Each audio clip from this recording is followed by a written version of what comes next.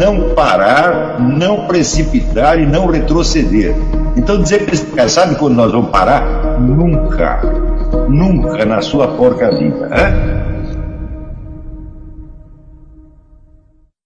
Do canal, tranquilo? Então, na nossa comunidade do YouTube a gente sempre deixa alguma postagem, juntamente com alguns links de livros para vocês adquirirem. E também deixamos sempre aqui nos comentários e na descrição do vídeo nossas redes sociais. Então se inscreva no canal, siga a gente nas redes sociais e quem puder apoie o nosso canal financeiramente.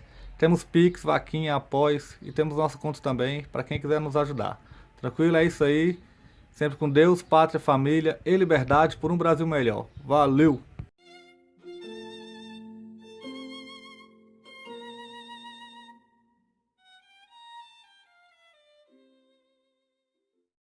Que por sua vez você mesmo representa segundo o esquema marxista das classes sociais. Então você não está entendendo o que o fenômeno tem de específico, porque se existe um movimento comunista internacional, se ele tem mais amplitude de ação e mais poder até do que muitos governos, é porque existe um outro padrão de unidade que não é aquele que Balzac e Marx viram na sociedade. Supondo-se que a sociedade esteja estruturada exatamente como Balzac e Marx viram. Você tem as diferenças das classes sociais e todas as relações humanas estão, de algum modo, vinculadas àquilo. Bom, em primeiro lugar, estarem vinculadas aqui não significa que serão causadas por isso. Então, a conduta de um cidadão sempre tem algo a ver com o lugar dele na estrutura econômica da sociedade. Não é isso? Mas não quer dizer que seja determinada por ela. Os próprios marxistas não sabem onde termina uma coisa e onde começa a outra. Marx dizia que, em qualquer situação, o fator econômico será decisivo em última instância. Mas tem muitas instâncias antes da última. Não é isso? Então, o próprio marxismo não ousa afirmar que a economia é o motor da história. Ela passa a ser o motor em última instância, em certos casos. Né? Mas o que é importante aqui é o seguinte: nós não estamos vendo a descrição marxista da sociedade como uma explicação causal, mas como um modelo integrativo. A explicação causal, os próprios marxistas não chegaram à conclusão até hoje. Né?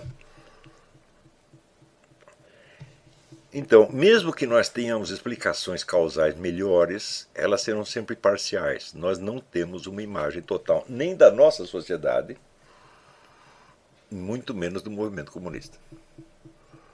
Isso aí é geral. Se você pegar, por exemplo, o livro do Wright Mills, A Elite do Poder, o Wright Mills é um sociólogo esquerdista americano dos anos 60, e ele tentou fazer uma descrição não da sociedade americana como um todo, mas das classes mandantes. E ele viu, evidentemente, que o critério econômico não bastava. Havia muitas fontes de poder. Tá certo? O fato de, por exemplo, várias pessoas frequentarem o mesmo clube, de vários homens importantes terem ido para a cama com as mesmas prostitutas, tudo isso importava. Então, e muito bem, hoje em dia esta descrição já está ultrapassada, mas ela ficou de qualquer modo como um clássico. Existe alguma descrição similar da sociedade americana como um todo? Não, eu acho que hoje é quase impossível. Como você vai articular dentro de um mesmo desenho social? Por exemplo, você pega um pastor protestante do interior, aquele super-conservador, moralista, etc. Como você vai articular esse camarada com o homem do movimento pró-drogas, ou o líder gaysista, ou qualquer adepto daquilo? Qual é a articulação entre eles? Só existe o antagonismo. Mas como é possível que eles sejam produtos, entre aspas, da mesma sociedade? Qual é o padrão de articulação dinâmica e conflitiva que existe ali dentro, exatamente? Ninguém sabe. Então, é assim, até hoje, só os promotores da guerra cultural têm uma imagem completa das sociedades e culturas que ele pretende atacar. O outro lado não tem nem de si mesmo e nem do inimigo. Então, as regras do Sun Tzu foram todas por brejo. Conheça o teu inimigo e conheça a ti mesmo. Não nos conhecemos a nós mesmos e não sabemos quem é o inimigo. Isso ainda está assim depois de investido bilhões e bilhões de dólares, tá certo?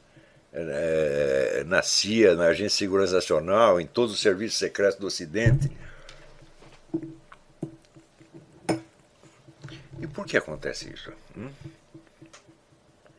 Porque em todas estas áreas você vê que os estudos são feitos de maneira especializada. O cara que vai estudar para ser analista estratégico, ele estuda só aquilo. Agora mesmo eu estava vendo uma entrevista do Peter Pry no programa do Alan dos Santos, né? Update Brasil. Você vê que é um homem que sabe tudo sobre defesa estratégica, tudo. Mas o que é um intelectual marxista? O intelectual marxista não é um homem especializado. Ele é humanista no sentido antigo. Ele conhece literatura, poesia, história, filosofia, economia, etc. Você pode dizer, ele não conhece nenhuma dessas perfeitamente. Assim, mas ele sabe o padrão de unidade. Porque esse padrão, o marxismo é a busca desta unidade. Georg Lucas tem razão quando ele diz o conceito fundamental do marxismo é o conceito de totalidade. Quando você escapa da visão de totalidade, você passou para o mundo da abstração, você não estava no mundo real. Então, ou nós aprendemos a fazer uma descrição do movimento comunista e dos seus aliados todos, né, incluindo o Islã hoje, com uma visão abrangente de totalidade e sabemos o que une essas pessoas e como elas interagem, ou então nós nunca vamos poder reagir a guerra cultural nenhuma. Não haverá, como eu disse, mesmo outro dia eu botei no Facebook, não existe guerra cultural, isso é surra cultural. Um lado só bate, o outro só apanha. Se você perguntar assim, qual foi a grande influência das potências ocidentais na queda da União Soviética? Foi mínima. A União Soviética caiu porque caiu, ela chegou a contradições internas que não dava mais para segurar, pronto, os caras desistiram. Do mesmo modo que você perguntar como caiu a ditadura militar no Brasil, os milicos fizeram as contas e deu melhor a gente ir para casa, não está dando certo. Não foi ninguém que os derrubou. Então, o único movimento que tem realmente a capacidade de quebrar a estrutura de outras sociedades é o movimento comunista ainda. Certo? Então, é claro que ele passa por várias etapas historicamente. Essas etapas seriam, teoricamente, o assunto desta aula, mas eu achei que esse esclarecimento era mais importante. Tá certo? Então, a guerra cultural passa por várias etapas. Porém, quando ela começa, já nos anos 30, ela já começa com a consciência de que as pessoas que têm que ser conquistadas são os intelectuais. Claro que existe um esforço para você ganhar agentes do serviço secreto contrário, existe tudo isso. Existe infiltração em vários organismos, existem as medidas ativas, agentes de influência, etc. Mas, em primeiríssimo lugar, os intelectuais. Por quê? O que é o intelectual? É o sujeito que pensa mais e melhor que os outros. E que, portanto, o que quer que os outros pensem vai ser uma cópia ou uma adaptação do que eles pensaram antes. Então, não adianta você conquistar agentes de propaganda. A propaganda inteira, o que é um... Pensa, o que é um redator de propaganda? É um subescritor fracassado. Às vezes é um escritor de verdade. Você teve bons escritores que foram agentes de propaganda, foram redatores de propaganda. Mas, em geral, eram pessoas que queriam ser escritores, que invejam tremendamente os escritores e que tentam imitá-los. Isso quer dizer, a redação de propaganda inteira não passa de uma cópia mal feita do que já está dado na literatura. Então, para que você vai ter que mexer nas cabeças dos redatores de publicidade um por um? Se você mexer num escritor, você já influenciou todos eles ao mesmo tempo. Não é isso? Esta é uma coisa que nenhum serviço de inteligência ocidental entendeu até hoje. Quer dizer que um único escritor pode fazer mais estrago do que um serviço de inteligência inteiro. Se você pensar o mal que o Solzhenitsyn fez ao governo soviético, nada se compara. Agora, qual é o segredo do Solzhenitsyn? E o segredo do Alexandre Zinoviev, que é outro, que eu acho que influenciou muito, Zinoviev influenciou muito o Solzhenitsyn, de algum modo, é esta ideia da imagem integral. O Zinoviev era um professor de lógica matemática, com um tremendo talento literário. E ele viu que para descrever a sociedade soviética, ele precisaria criar uma outra lógica, que era uma lógica paradoxal.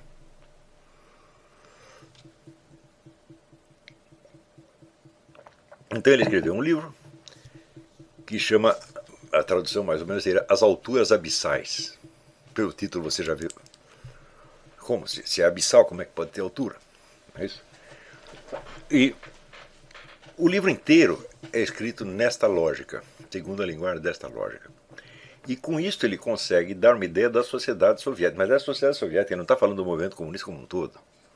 Na verdade ele não conhecia nada, ele nunca saiu da União Soviética. Nem podia sair.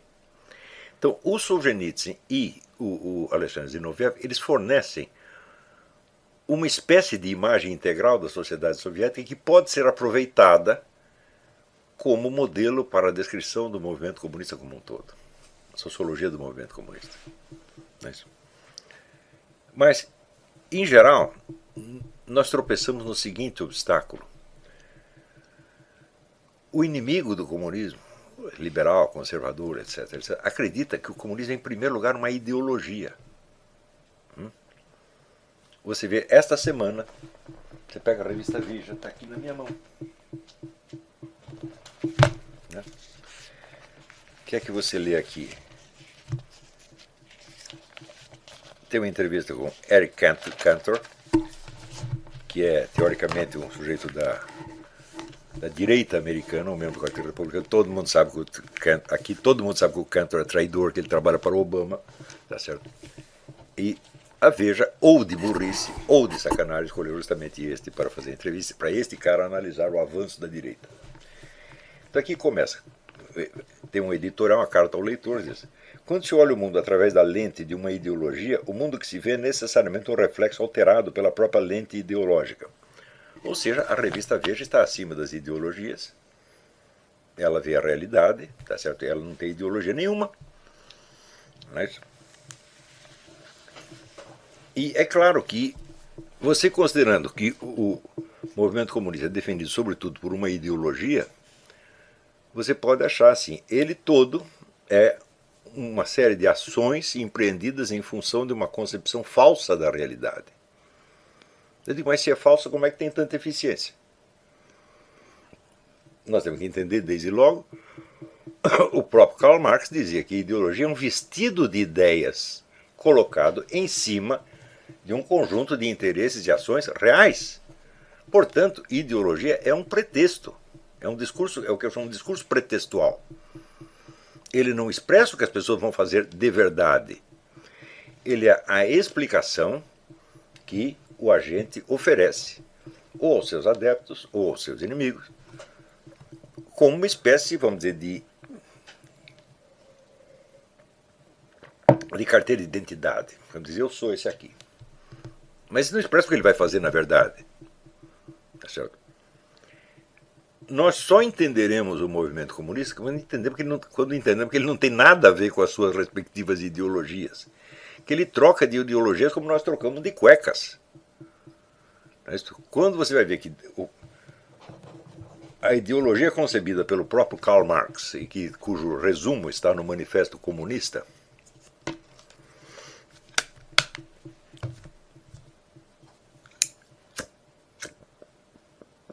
ela fornece um modelo condensado da sociedade como luta de classes, e que esse modelo foi mudado muitas vezes. Por exemplo, o que interessa é a luta de classes, se o agente da revolução é o proletariado, por que Stalin, nos anos 30, avisou o Partido Americano assim: esqueçam o proletariado, conquistem as cabeças dos socialites, dos formadores de opinião, dos intelectuais, das pessoas importantes. Por quê? Ele esperava que essas pessoas fizessem a revolução? Sim, a resposta é sim. Esses eram os agentes. O proletariado era apenas o quê? O pretexto, né? O enfeite ideológico da ação inteira. Então, entre ideologia e estratégia existe uma série de mediações e de sutis alterações que tem que ser estudada em cada caso. Só por isso que eu estou dizendo, você imagina como, você pode avaliar como é tosco o exame que liberais e conservadores em geral fazem do comunismo. Muitos achando assim, não, isso é uma ideologia superada, ou entende até o comunismo como um modelo econômico, como aquela besta do Marco Antônio Villa, dizendo que não, Lula não pode ser comunista porque ele não prega a estatização dos meios de produção. Eu, meu Deus, o seu Lenin também não pregava. Então,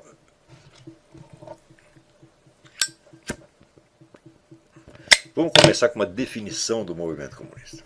A definição é a seguinte: o movimento comunista é um movimento mundial que alega como objetivo e como pretexto, como justificativa, a criação de um certo tipo de sociedade que ele não descreve, pelo menos não descreve em detalhes, e explica que a criação desta sociedade encontra resistências terríveis e que as resistências têm que ser removidas antes, durante e depois da tomada do poder. Tomada do poder onde? Só tem uma resposta: no mundo inteiro. Porque se você toma o poder num país, você tem a resistência externa.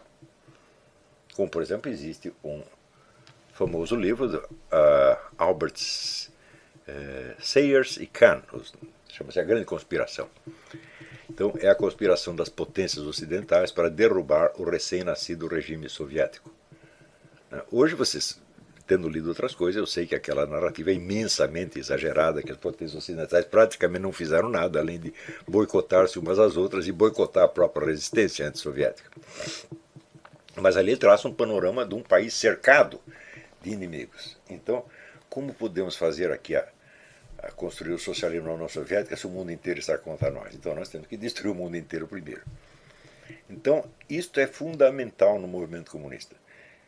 Nós só faremos a sociedade que estamos propondo, da qual nós temos uma ideia muito vaga e não precisamos entrar em detalhes, quando tivermos o poder total sobre o mundo inteiro. Então, qual é o esforço permanente do movimento comunista? Criar a nova sociedade? Não adianta criar a nova sociedade porque vem o inimigo externo e acaba com ela. Então, a constante do movimento comunista é a luta pelo poder total sobre a humanidade. Se você vê qual é o primeiro projeto de governo global que se fez, foi na União Soviética, meu Deus do céu. Então, a ideia de governo global é inerente ao comunismo. Tá certo? Agora, isso não quer dizer que isso seja uma ideologia para eles. Eles não defendem isso como ideologia. Ao contrário, você verá ao longo das épocas o movimento comunista pregando ideias nacionalistas, onde o nacionalismo representasse um obstáculo ao imperialismo americano, ao imperialismo britânico, qualquer coisa assim. Eles fomentaram movimentos nacionalistas em toda parte. Ora, mas se eles são internacionalistas, como é que fomentam o nacionalismo? Eles não são internacionalistas no sentido de um valor. Isto é muito importante. A ideia de valor não existe para o comunista. Assim, aqui você tem juízos de fato e juízos de valor. Quem disseminou essa concepção no mundo ocidental foi o Kant.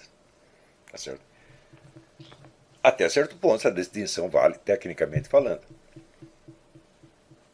Porém, no mundo ocidental, acredita-se que você pode ter um ideal, esse ideal só existe na sua imaginação, e em seguida você vai aplicá-lo na realidade. Então daí aparecem os camaradas dizendo, hoje em dia é muito comum, o comunismo traiu os seus ideais.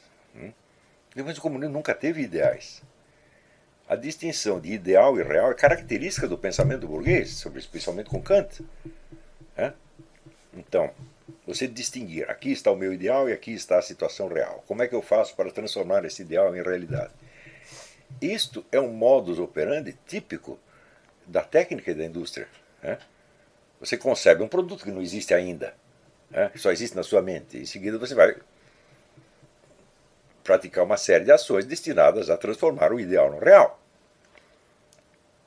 Ora, se o comunismo fosse um ideal, os comunistas teriam gastado muito tempo e muito papel descrevendo a sociedade comunista ideal. Mas você não encontra isso em parte alguma. Eles nunca perderam tempo. Karl Marx, eu acho que não escreveu 30 linhas sobre como seria a sociedade comunista.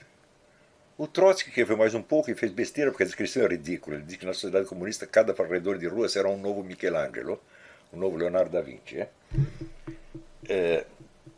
Então, quanto mais você tenta descrever a sociedade, mais você cai no ridículo, então é melhor não falar disso. Nós nos limitamos aqui ao trabalho do negativo, a destruição da presente sociedade, porque no curso deste processo, da praxis, como eles chamam, o movimento autodefinirá os seus objetivos e se definirá e redefinirá e mudará 1000 vezes. Ou seja, o movimento comunista é infinitamente plástico e mutável, porque ele se autodefine no curso da praxis. Ele não é um ideal a ser realizado. Ele é uma meta que desde o início é declarada inevitável, portanto não é um ideal. O mundo irá para o socialismo de qualquer jeito, seja por aqui, seja por ali, seja por esta via, seja por aquela outra. E, portanto, todas as vias servem de algum modo. Tá certo? E o socialismo não é um ideal, mas ele é a culminação inexorável do próprio processo histórico. Isso é a mesma coisa, quer dizer, aqui você tem um garoto de 3 anos, né, e esperar que ele cresça e vire um adulto é um ideal? Eu tenho um ideal de que o meu filho vai crescer. Eu falo, não, ele vai crescer de qualquer jeito.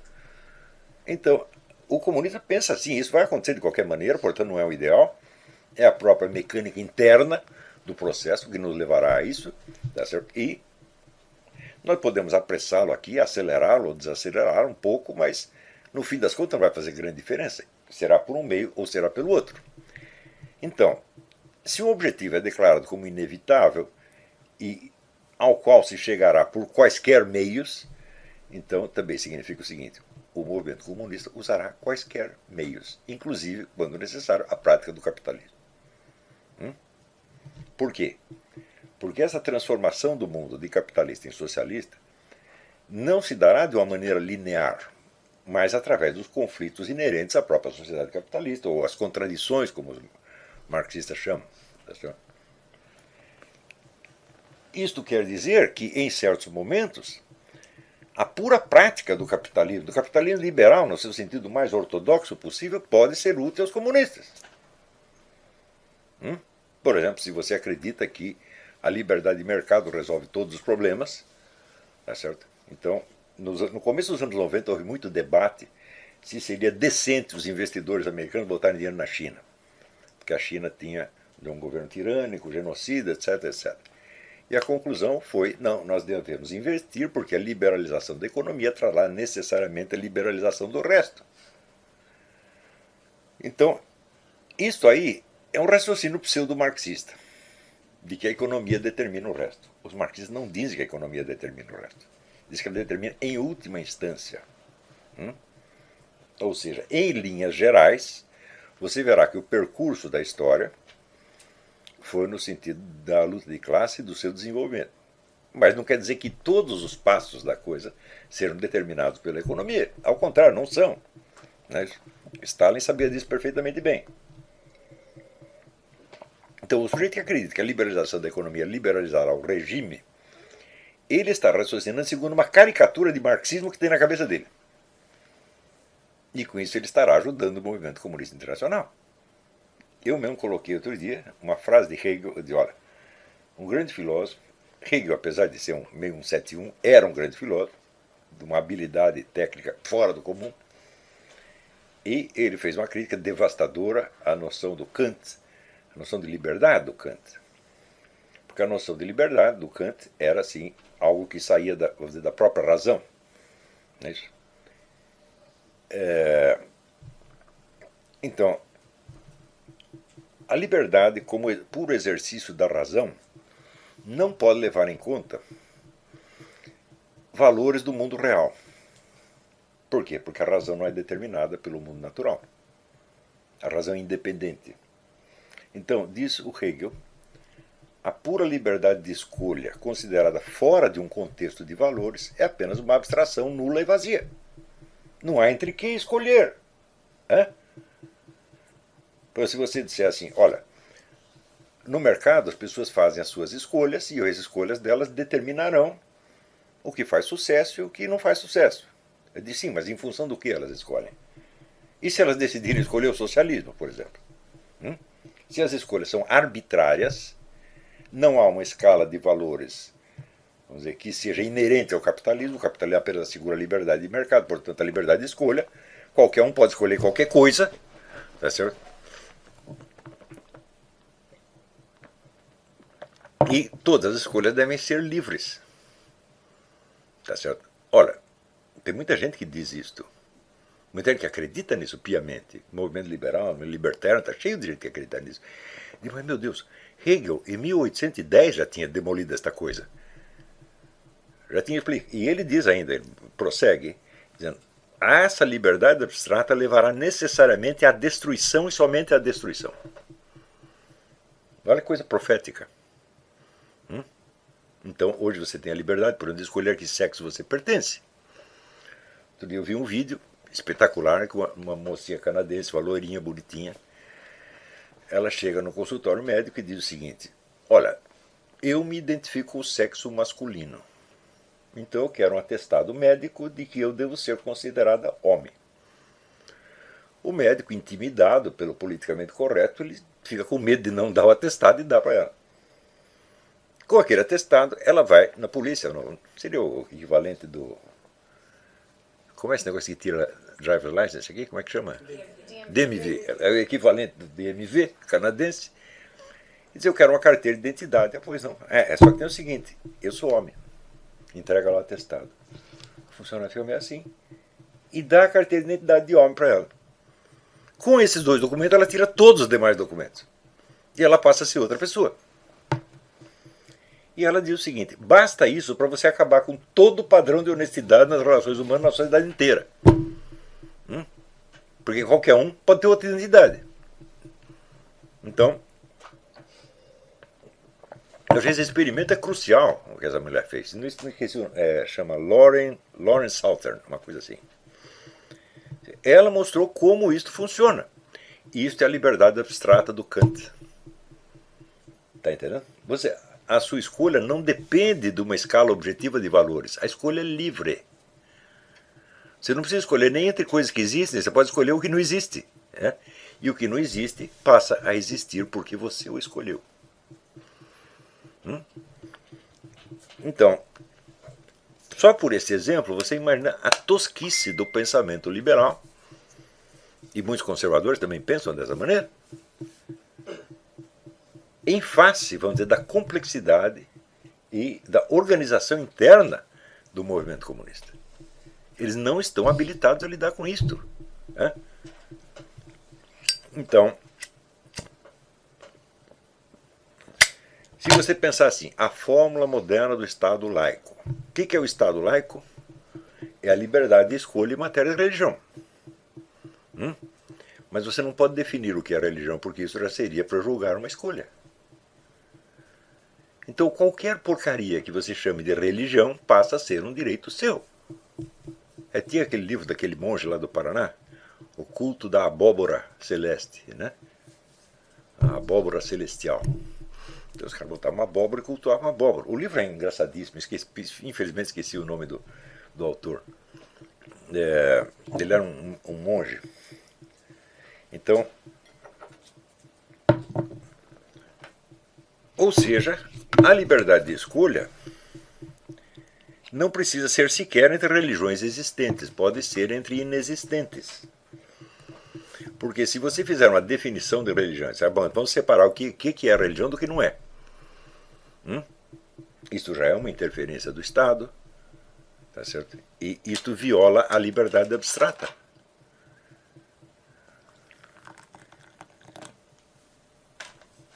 Então isso quer dizer que num instante, com essa simples ideia, vamos dizer, da liberdade total de escolha, você elimina todo o suporte legal à distinção entre religiões autênticas e falsas. Quando eu falo religião autêntica e falsa, eu não estou dizendo que aqui tem uma doutrina verdadeira e ali a doutrina falsa, não é isso que eu estou falando. Você pode achar que a doutrina de uma outra religião é falsa, mas você não vai dizer que enquanto religião ela é falsa. Por exemplo, eu discordo do budismo. Eu acho que as doutrinas do budismo são falsas, mas o budismo é uma religião de verdade. Ele atende. Uma vez eu fiz para o Almanac Abril, me contratou para fazer um texto sobre as religiões. E eu peguei o texto inicial que eles me deram e estava aquela pataquada de sempre, né? Religião, sistema de crenças, etc, etc. Eu nem lembro que ano foi esse manual, mas foi a única vez que o Almanac Abril deu alguma informação efetiva sobre o que é religião. Eu falei, as religiões são reconhecíveis por traços objetivos, né? E o que não tiver, isso aqui não é uma religião de jeito nenhum, é uma caricatura, é uma sacanagem, qualquer outra coisa, mas não é uma religião, né?